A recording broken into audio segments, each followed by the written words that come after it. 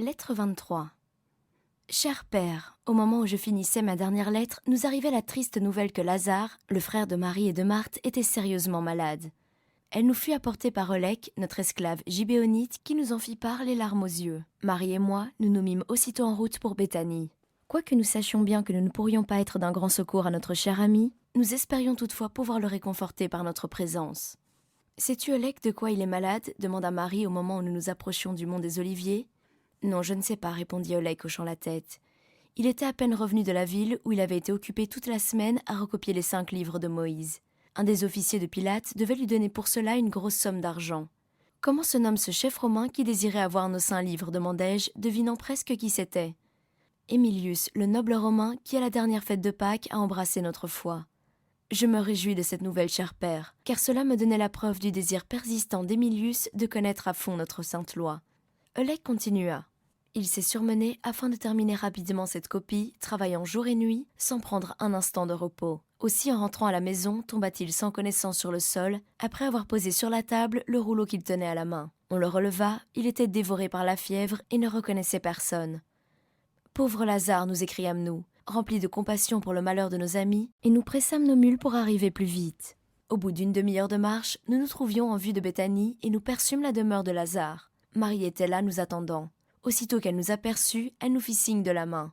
Quelques minutes après, nous nous jetions dans ses bras et pleurions avec elle. « Vit-il encore ?» demandai-je, craignant d'apprendre une terrible nouvelle. « Oui, il vit, mais son état empire à chaque instant, » me répondit Marie d'un ton calme, mais plein de tristesse. « Que Dieu vous bénisse pour la hâte que vous avez mise à venir. » Elle nous conduisit dans la chambre où le malade gisait sur son lit. En nous voyant, un sourire effleura ses lèvres. Il nous reconnut et nous souhaita la bienvenue d'une voix faible. « Il a un peu dormi, » me dit Marie à voix basse, mais la fièvre le dévore.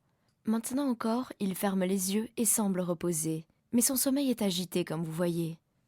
Il croit parfois que son cher Jésus est près de lui, puis il parle de Rachel et la supplie de ne pas s'en aller. « Qui est Rachel, chère Marthe ?» demandai-je quand nous fûmes sortis de la chambre. « Hélas, » me répondit-elle, « elle est là, agenouillée près de son lit, cachant son visage sous les rideaux. Elle ne le quitte pas un moment, car il s'éveille continuellement et la rappelle si elle s'éloigne de la chambre. »« Mais qui est donc cette jeune fille ?» demandai-je encore.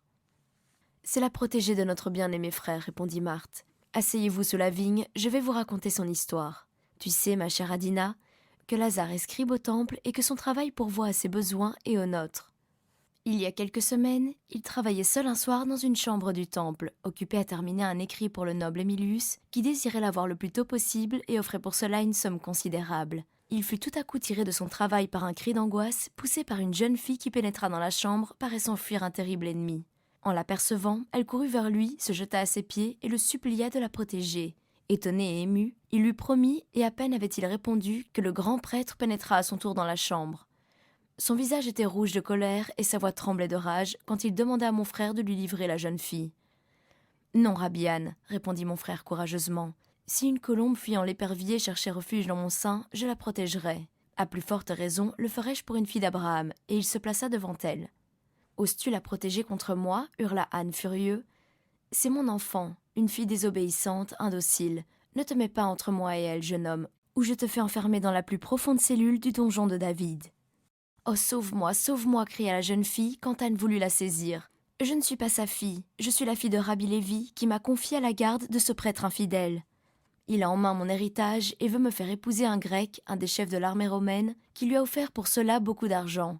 J'ai fui vers l'autel de Dieu pour y chercher la protection que ne m'offraient plus les hommes. Ne connaissant pas le chemin, je me suis égarée et suis entrée ici. Plutôt que de me lier à ce grec brutal dont la vue me fait trembler, je me jetterai du haut du temple. » Disant cela, elle s'enfuit vers le sommet de l'édifice et arriva bientôt au-dessus d'un abîme de plus de 500 pieds. « Tu vois, Anne, cria Lazare, où ta passion pour l'argent a conduit cet enfant. Israël est-il tombé si bas qu'un de ses prêtres vende une fille du pays à un étranger? Arrière, te dis-je, et jusqu'à ce que j'aie trouvé pour elle un protecteur, elle sera l'hôtesse de mes sœurs. »« Tu payeras ton audace de ta vie, cria le prêtre fou de rage. Ma puissance est grande et je ferai usage de la loi. » « Ta puissance n'est pas assez grande pour nuire à cette jeune fille, prêtre Anne, car l'Éternel lui-même la protégera, puisqu'elle a cherché refuge près de son autel, » répondit mon frère. « Et si tu la poursuis encore, prêtre, je t'accuserai auprès du gouverneur, et tu sais que les lois romaines sont très sévères pour nous autres juifs. » Le prêtre, craignant d'être cité devant le gouverneur, n'osa plus rien entreprendre contre la jeune fille et partit après avoir jeté à mon frère un regard chargé de haine. Lazare nous amena aussitôt Rachel, c'est son nom. Depuis lors, elle habite avec nous et elle a gagné notre cœur à tous. Pilate, dont Lazare a réclamé l'appui, a pris la jeune fille sous sa protection. Pour subvenir à nos besoins et à ceux de Rachel, mon frère a alors commencé à travailler jour et nuit. Mais il a trop présumé de ses forces. Il est tombé malade et le voilà maintenant au bord de la tombe. N'y a-t-il aucun espoir de rétablissement, demandai-je. Pas le moindre, hélas. Les docteurs disent qu'il est condamné. Il nous reste pourtant encore une chance, dis-je vivement. Laquelle, demanda Martha anxieuse. Jésus, répondis-je. Envoie-le chercher, Marthe. Il sauvera ton frère et le rendra à la santé. J'avais à peine prononcé ces paroles que Marie s'écria avec joie.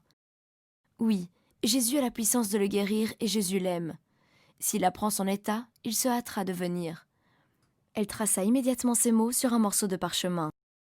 Maître, celui que tu aimes est malade. Viens immédiatement afin qu'il vive, car pour toi, il n'est rien d'impossible. Cette courte lettre doit être portée par un jeune homme, ami de Lazare, à Jésus qui est maintenant, nous a-t-on dit, à Bethabara. La seule espérance qu'il nous reste repose sur le pouvoir du grand prophète. Je t'écrirai bientôt à ce sujet, cher père. Ta fille affectionnée, Adina.